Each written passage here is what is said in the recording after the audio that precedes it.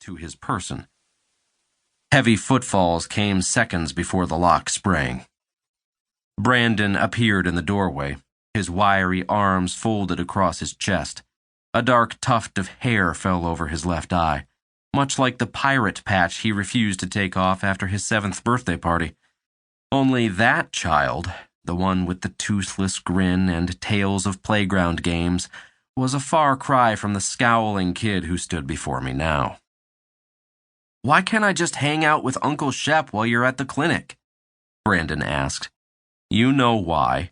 He can't keep his eye on you and supervise a construction site. He works at a restaurant, not a skyscraper. It's not happening."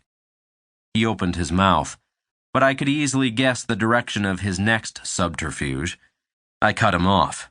"And your Grandma Carter is in the middle of her busiest gardening season, so no, she's not an option either." Brandon's glower intensified. "I'm 12. I don't need a babysitter to watch me." "Your guidance counselor would disagree, especially after the month-long in-school detention he served for vandalism of school property." I cringed as the memory of that miserable day rushed back. The shock of Mrs. Bernard recounting my straight-A student's confession that he'd tagged the outside of the school gymnasium building. "Mr. Carter, prior to this last trimester and today's unfortunate events, we considered your son an exemplary pupil. He showed up to school on time and participated in classroom discussions. He never left his assignments incomplete and consistently tested above average in nearly every subject matter we offer. But that, unfortunately, has not been the case for months now." "Mrs. Barnyard doesn't know anything about me," Brandon huffed.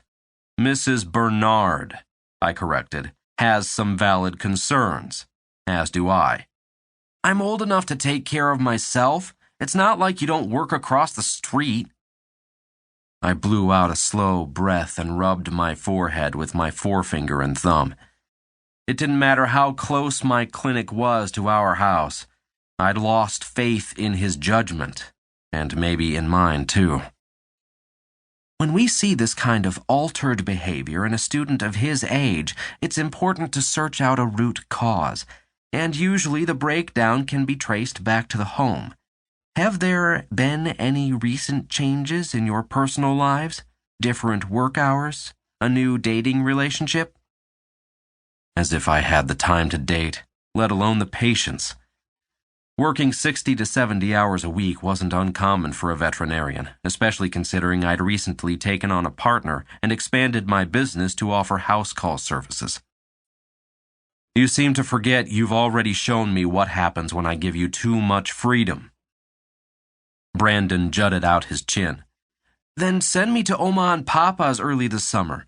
It's not like you want me here anyway, and they said they'd buy my plane ticket any time I wanted to come out." Of course they did, because Viv and Charles Lockwood would love nothing more than to swoop in and extricate my son from his small-town existence. "Your recent behavior has not earned you a one-way ticket to an early vacation, and until you show some actual remorse and a stark attitude adjustment, you'll be staying in Lenox all summer."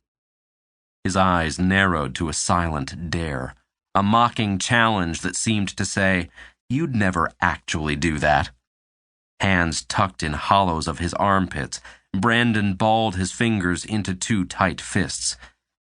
Despite my growing frustration, I managed to level my tone into an authoritative yet understanding tenor.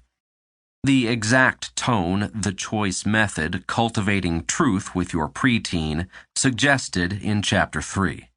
Along with the dressing down I'd received from Mrs. Bernard that fateful afternoon, she'd also given me and my delinquent son a parenting book that promised a turnaround in only 3 short months. At first, I'd chucked the paperback inside my nightstand. Now, I read it like gospel. Give your child space to make choices for themselves whenever possible, even if it means pairing an obvious choice with a less desirable one. This practice will promote healthy autonomy and provide a foundation for mutual trust building. You have 2 options. I held 2 fingers in the air.